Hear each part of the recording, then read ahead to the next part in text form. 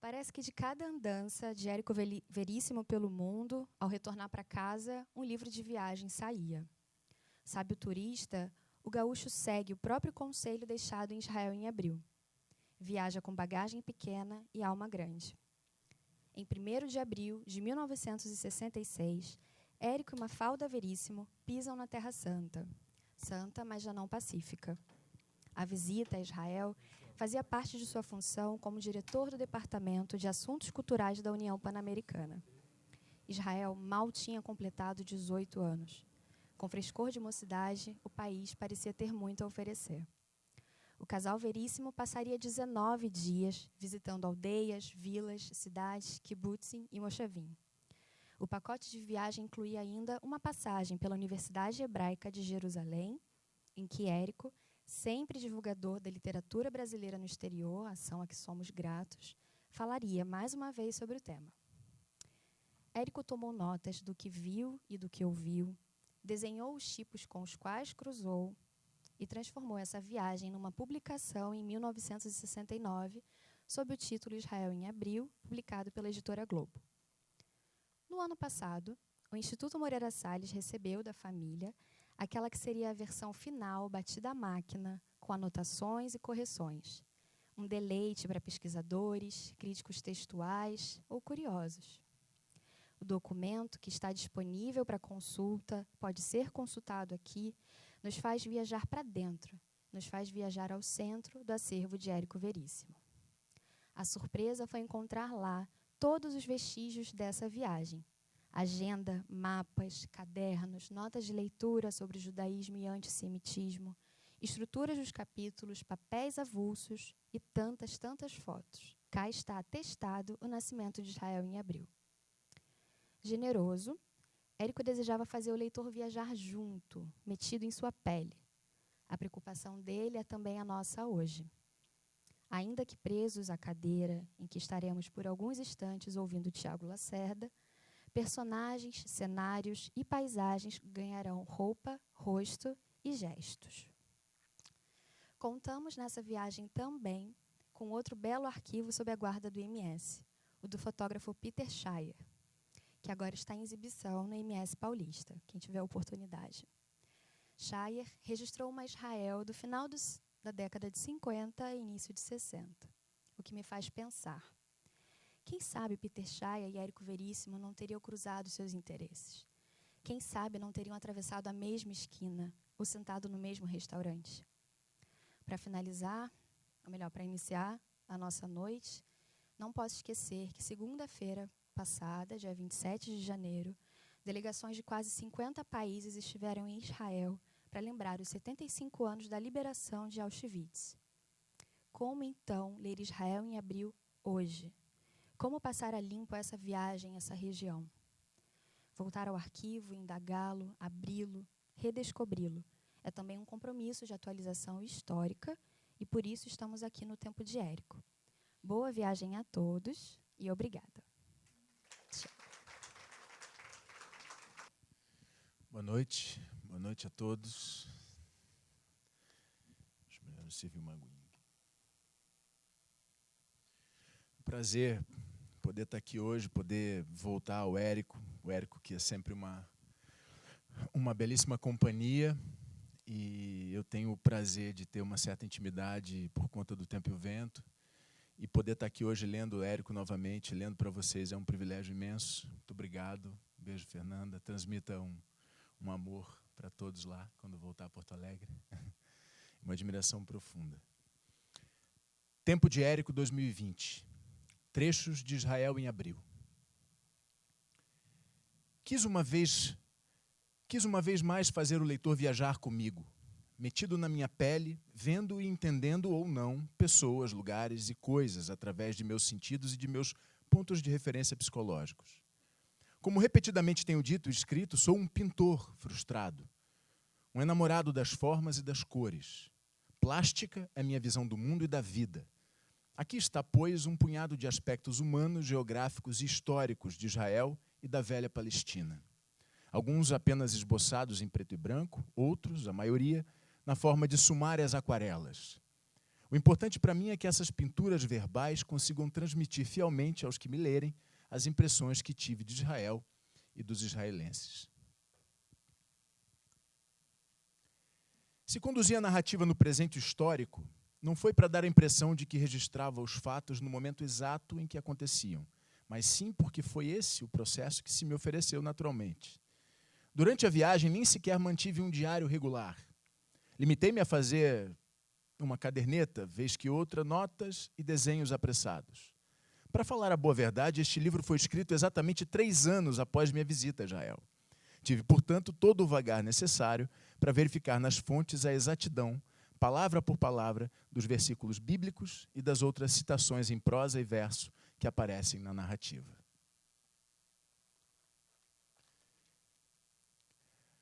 Quando comecei a trabalhar neste livro, minha intenção era pintar Israel com a despreocupada alegria lúdica de um artista em férias. Eis que lá pelas páginas tantas me vi metido nessa emaranhada e misteriosa selva que é a história dos judeus e do judaísmo, a me fazer perguntas como: o que são os judeus? Uma raça, um povo?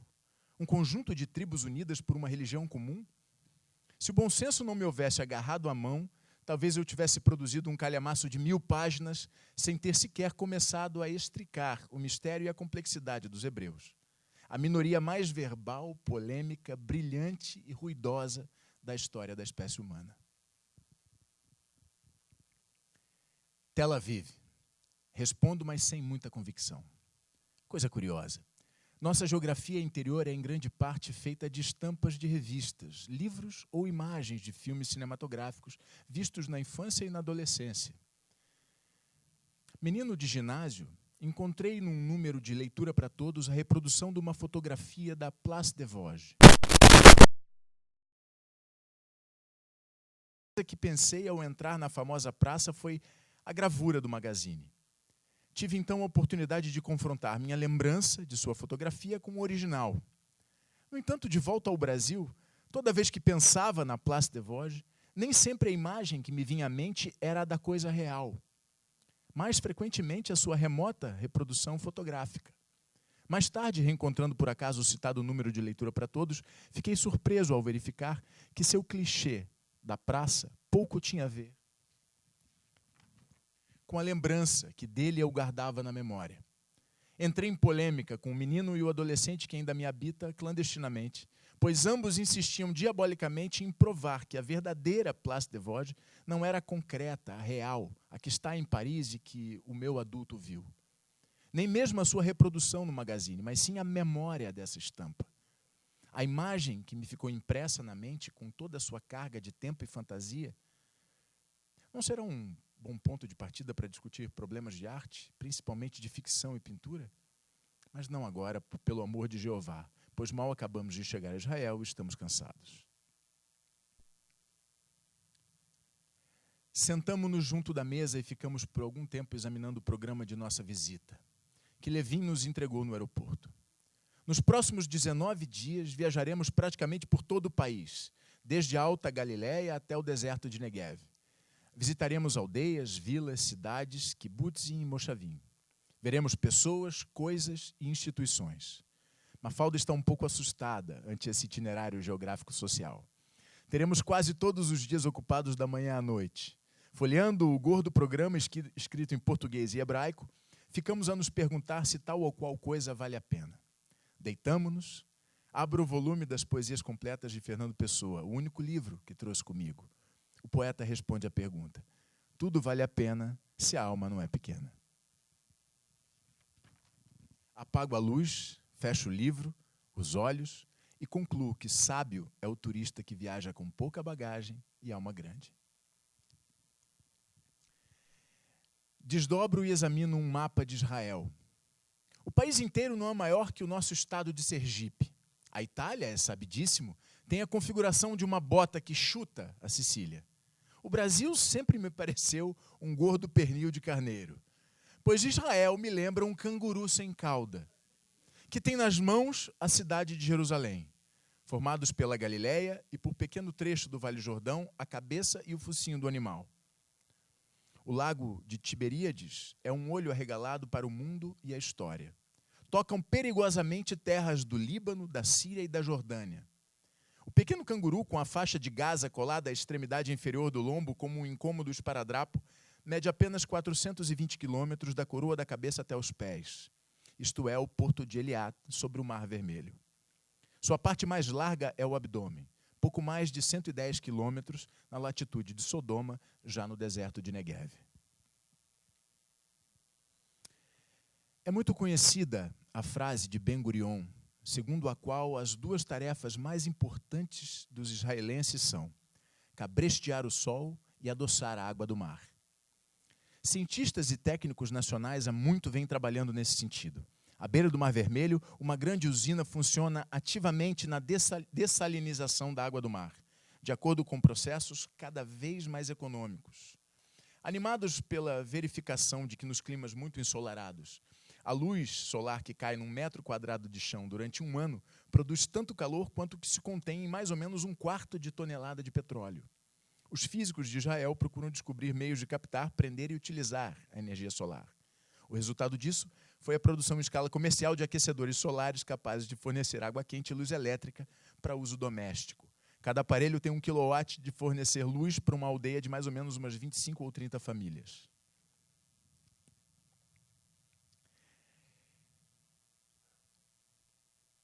Sou um incansável devorador, ou melhor, degustador de cidades e paisagens.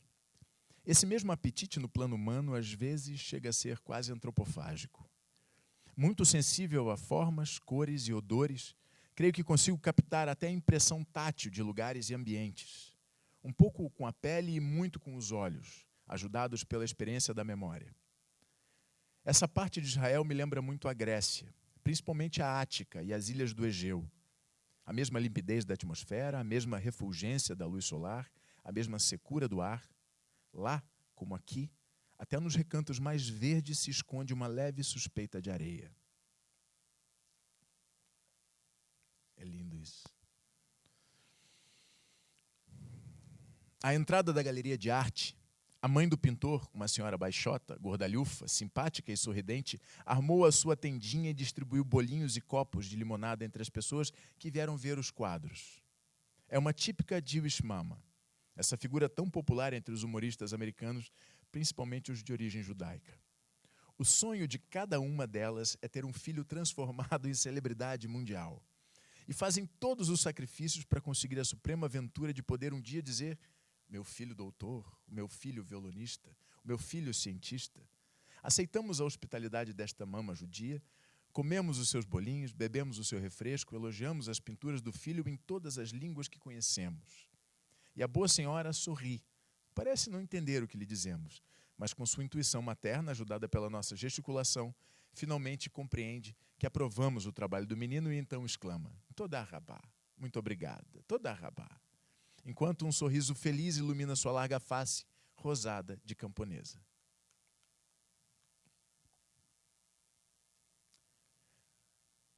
Voltamos à tardinha para Tel Aviv.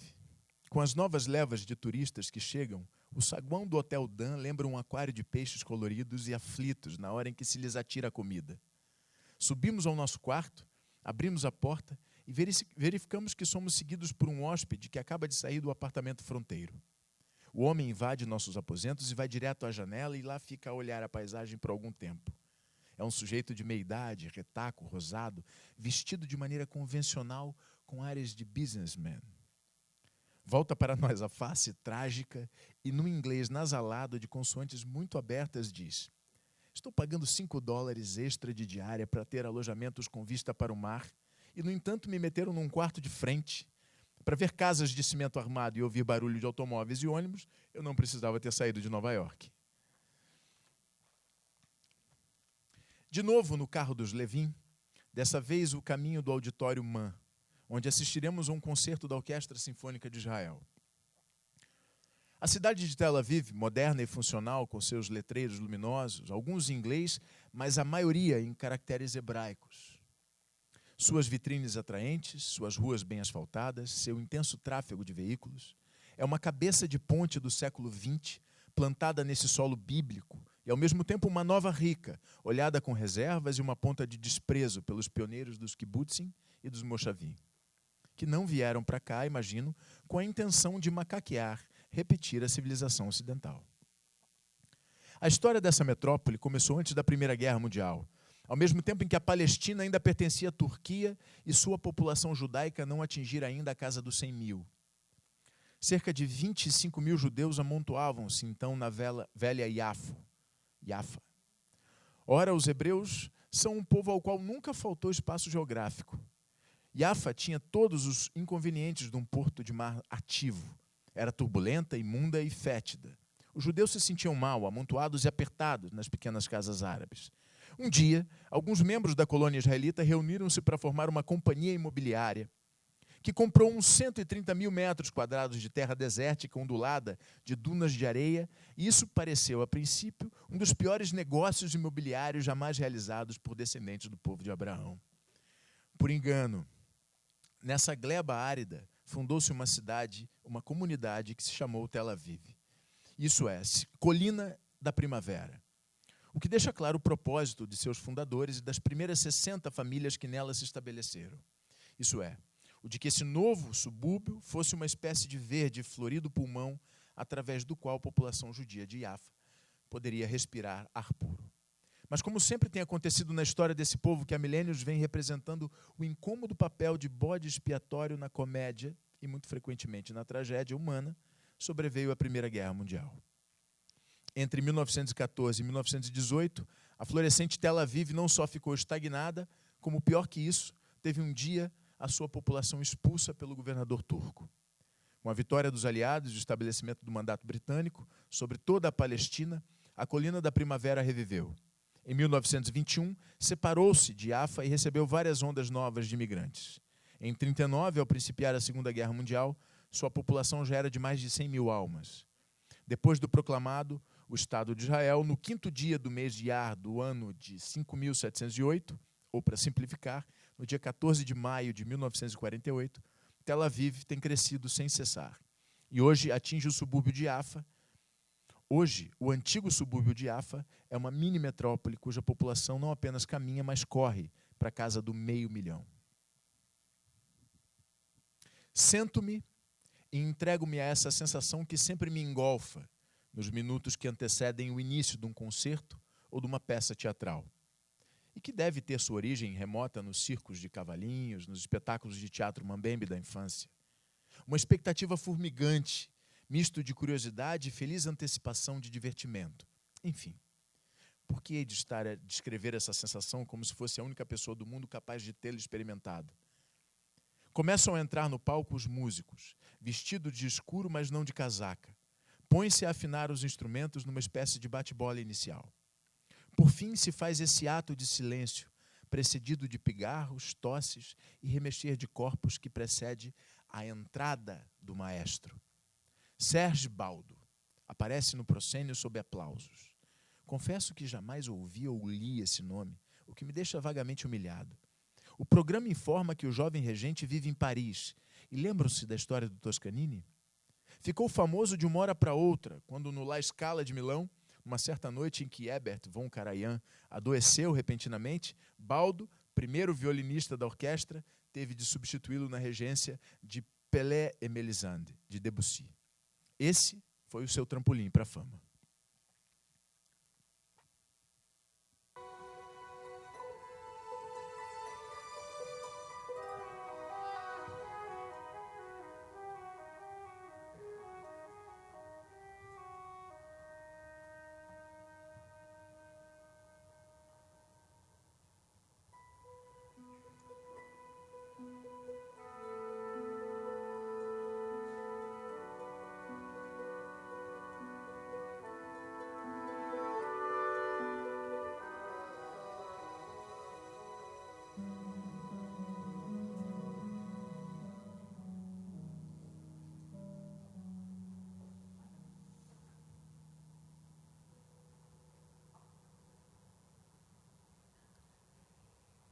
Esse é um povo que tem a paixão da música. Praticamente não existe vilarejo em Israel que não possua o seu conjunto de câmara. Haifa, que mantém uma excelente orquestra sinfônica, realiza todos os anos um festival de música.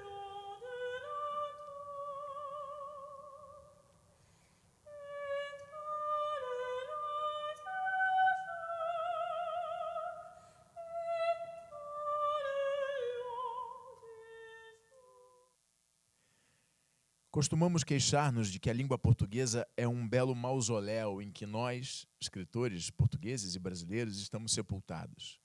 No entanto, somadas as populações do Brasil, de Portugal e províncias de além-mar, existem hoje no mundo uns 100 milhões de pessoas que falam português. Quantas haverá capazes de entender o hebraico? 3 milhões? Talvez nem tanto. Minha observação não parece tirar o apetite do meu colega que mastiga e engole um pedaço de almôndega, bebendo depois um trago de vinho. Pois o hebraico, meu amigo, diz ele, é uma das línguas mais antigas que se conhecem. Foi usada durante um período de mais ou menos 3.300 anos. É mais velha que a própria Bíblia. Fala-se hebraico em Canaã, antes mesmo de os judeus terem conquistado essa região.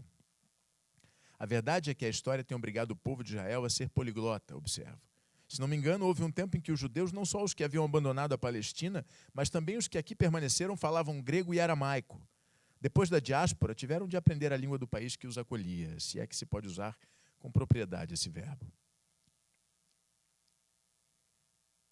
Aproximamo-nos da beira do cais e, à luz das lâmpadas que se alinham ao longo da murada, no alto de postes, vejo a água serena e as velhas pedras do porto, cobertas de uma beleza bela, de uma bela lepra multicolor de líquens e mariscos. Imagino ouvir as imprecações dos soldados de Napoleão, os gemidos dos escravos que descarregam dos barcos o pesado material destinado à construção do primeiro templo de Jerusalém. Um major inglês bigodudo dos tempos do mandato, bêbado, mas aprumado, declama para a lua um poema de Keats. E lá vai o navio que conduz Jonas para Tarsis. E aqui estou eu, ouvindo a música plangente de um instrumento de cordas. De onde vem? Da Idade Média? Do Renascimento? Dos tempos bíblicos?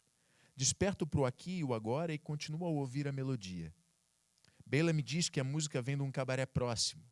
Vamos até lá dar uma olhada? Boa ideia. Os 5 nos metemos por um estreito labirinto de pedra, descemos e subimos pequenas escadas e eis que chegamos à casa, de um aspecto vetusto, feita de pedras, marcadas de minúsculas crateras, com a cara de quem teve bexigas. A porta central, ladeada por 2 colunas baixas com capitéis, coríntios, e encimadas anacronicamente por um toldo de lona branca com listras vermelhas, por cima do qual um suporte de ferro com arabescos sustenta um candeeiro que produz uma luz tíbia. O cabaré se chama Omar Khayyam. Entramos. Espiamos através da porta da sala principal a topetada de gente e tenho a impressão de estar num estúdio de Hollywood, num cenário que Hitchcock, preocupado com a cor local, armou para um filme de ambiente norte-africano. Aqui estão todos os ingredientes. O ar espesso, de fumaça azulada, luzes amortecidas, casais abraçados em cantos sombrios, um homem com um fez vermelho na cabeça, um velhote gordo que tem à sua mesa uma mocinha loura, vários cabeludos, caras que sugerem vícios secretos e, envolvendo tudo, a música do alaúde, uma melodia turca, plangente e obsessiva. Não falta aqui nem a dama misteriosa vestida de negro, o cigarro fumegando na ponta de uma piteira diante de um cálice que contém uma bebida verde. Falso? A verdade é que estamos mesmo em Jaffa, no Oriente Médio, e essa casa deve ser secular, talvez milenar.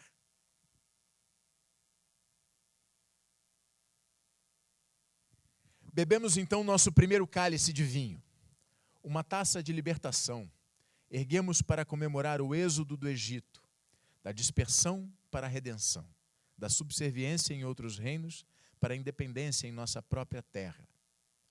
Brindamos a vida e a liberdade. A cerimônia prossegue. Bebemos o segundo cálice após a leitura de uma passagem do Haggadah, em que se fala das pragas do Egito. E de novo na Odisseia dos judeus no Êxodo.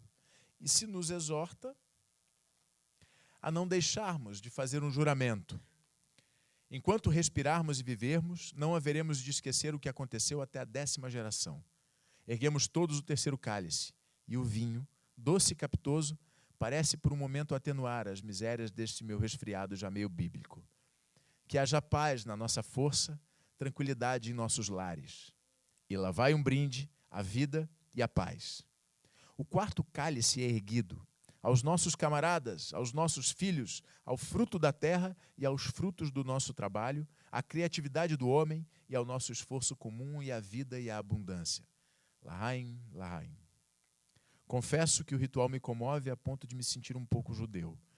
Talvez algum antepassado marrano em Portugal, nunca se sabe. De vez em quando lemos um historiador que põe em dúvida a existência de determinada figura histórica. Alguém já afirmou que Napoleão, como Alexandre o Grande, não passavam de um mito solar. Temo que daqui a 1000 anos alguém venha a escrever que Adolf Hitler não passou de uma figura mítica da demagogia teutônica.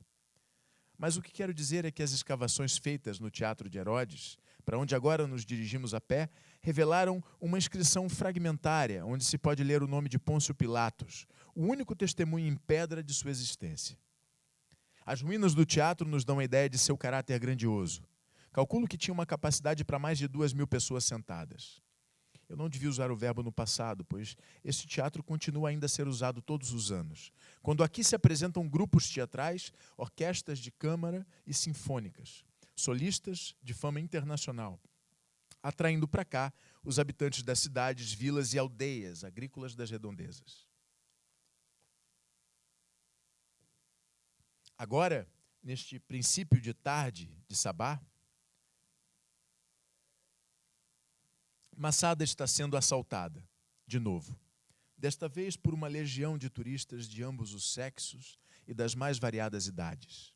Não só cidadãos israelenses, como também, a julgar pelas línguas que ouço ao meu redor, de vários outros países do mundo. Faz apenas 1 ano e pouco que as ruínas deste penhasco foram franqueadas aos visitantes.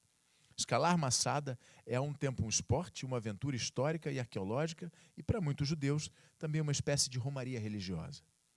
Como fileiras de coloridas e diligentes formigas, os excursionistas sobem pelo esporão que numa rampa vai do ponto em que estamos até quase ao topo do rochedo. Vamos? Convida-nos Dotan. Quantos minutos faz que começamos a escalada? Sinto que minha noção de tempo dissolveu-se na atmosfera do deserto. O céu, como uma rotunda, parece cobrir um espaço vazio de tempo.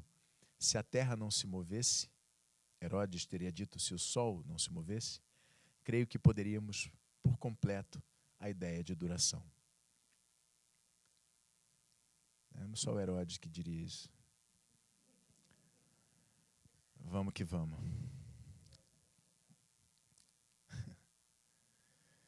Que coisa. Belo? Sim, mas de uma beleza ominiosa, quase aterradora. Não ousamos abrir a boca nem para dizer "ah". O deserto nos impõe silêncio com seu silêncio. O que temos diante de nós é uma paisagem lunar.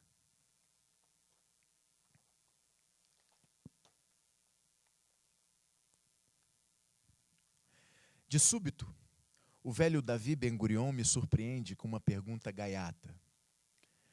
Por que é que vocês, na América, precisam de tantos generais? Sabe que essa simples pergunta feita no Brasil hoje em dia seria considerada subversiva? Não acredito. E por falar em generais, o senhor concorda com Paul Valéry quando ele diz que a existência dos vizinhos é a única defesa das nações contra uma perpétua guerra civil? Ben-Gurion fica um instante pensativo e depois, com um sorriso malicioso, diz: sempre achei que se nós nos mantemos unidos dentro de Israel, é graças aos árabes, nossos vizinhos e inimigos.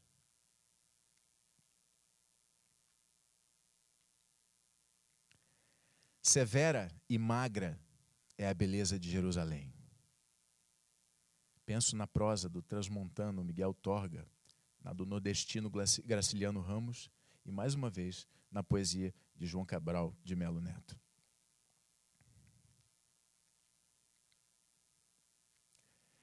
Dentro de alguns minutos, teremos um breve encontro com a poetisa, palavra horrenda essa, Lea Goldberg, docente de literatura comparada nessa universidade.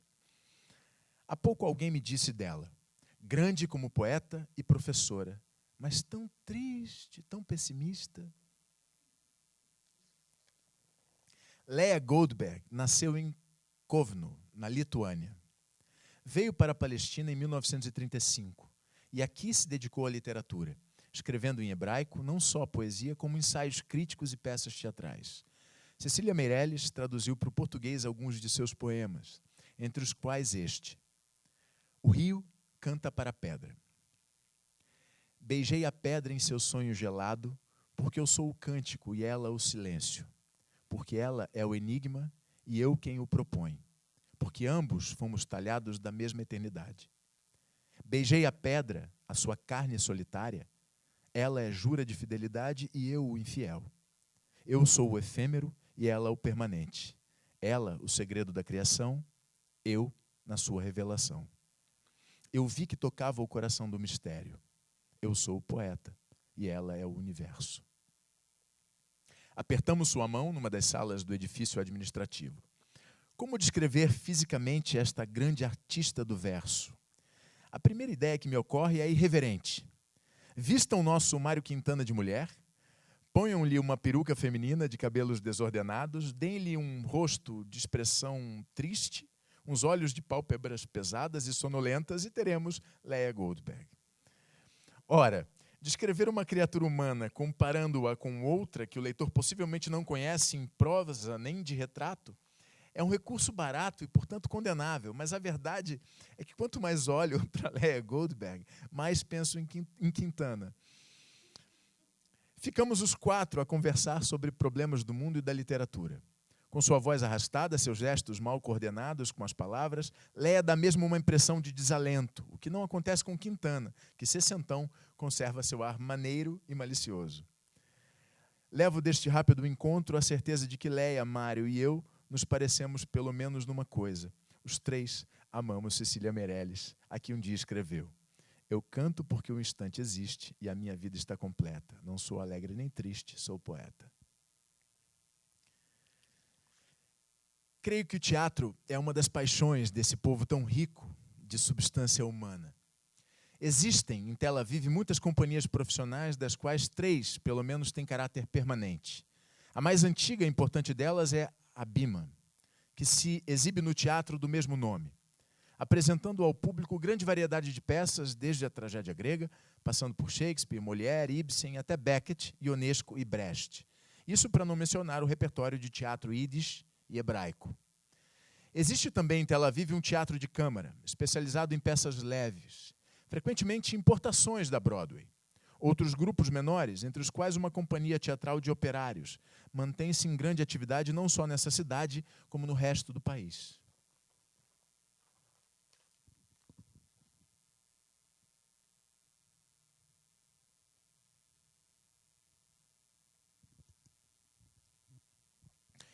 Tenho encontrado em minha vida algumas personalidades cósmicas. Estamos aqui agora na presença de alguém que faz oscilar furiosamente a agulha do nosso medidor Geiger.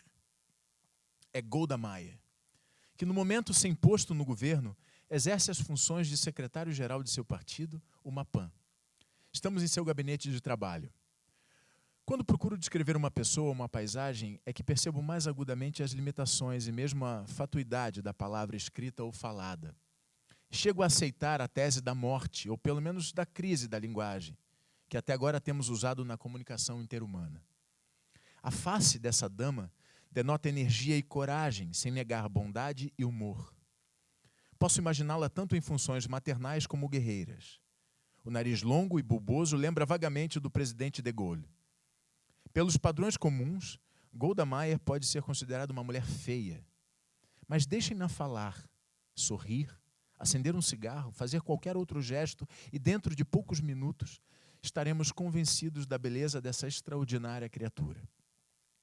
Dá-nos uma impressão de firmeza, de serena obstinação, de profunda experiência da vida e, por que não, da morte.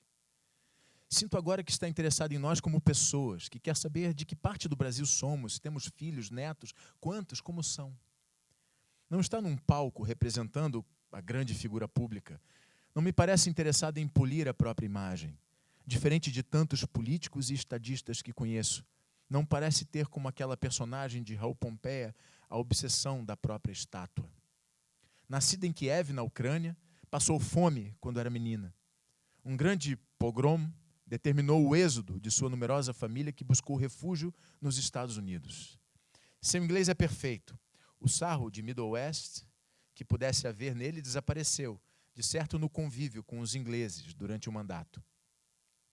Golda Meir chegou à Palestina em 1921.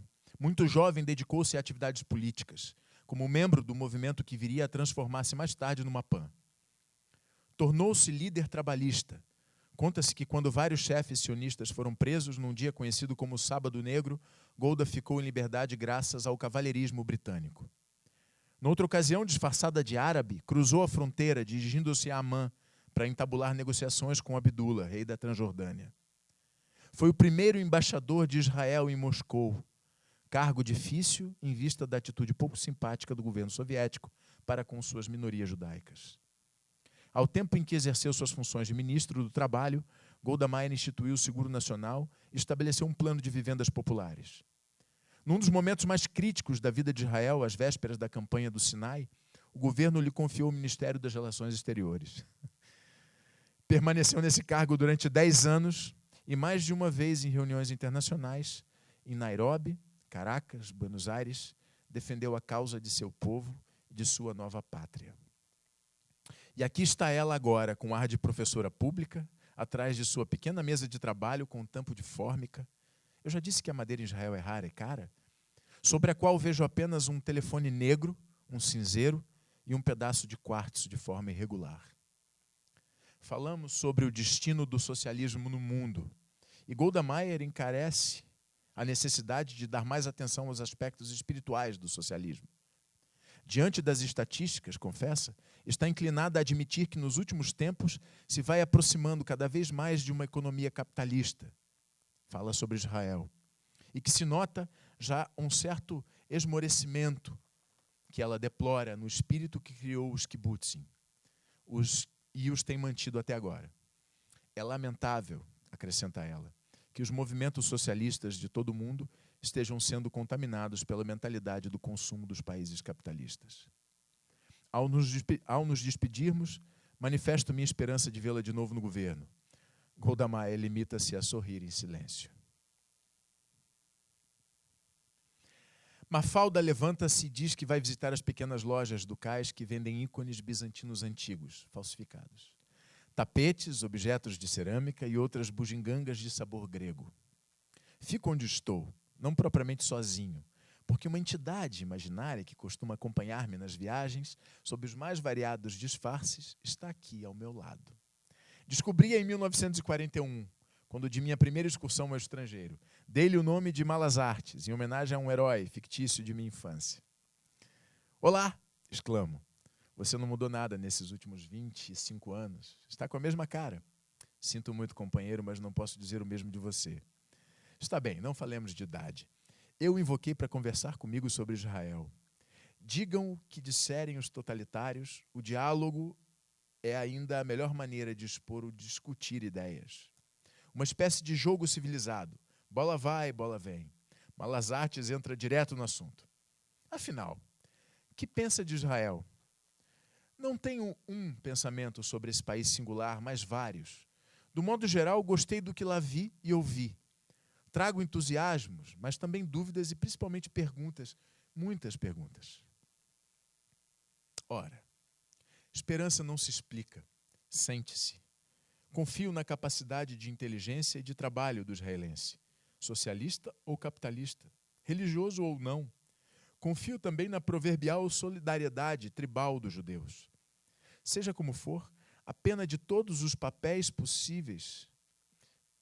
Seja como for, apesar de todos os seus possíveis defeitos, dos enormes obstáculos que tem pela frente, ou talvez por causa de tudo isso, Israel é talvez a mais fascinante e admirável experiência humana de nosso tempo. Em suma, na minha opinião, os israelenses merecem sobreviver e prosperar na sua pequena pátria. E nós todos, membros da comunidade humana, ficaremos moralmente engrandecidos se tivermos contribuído um pouco para isso. Então, meu amigo, nada mais resta senão dizer-lhe Shalom.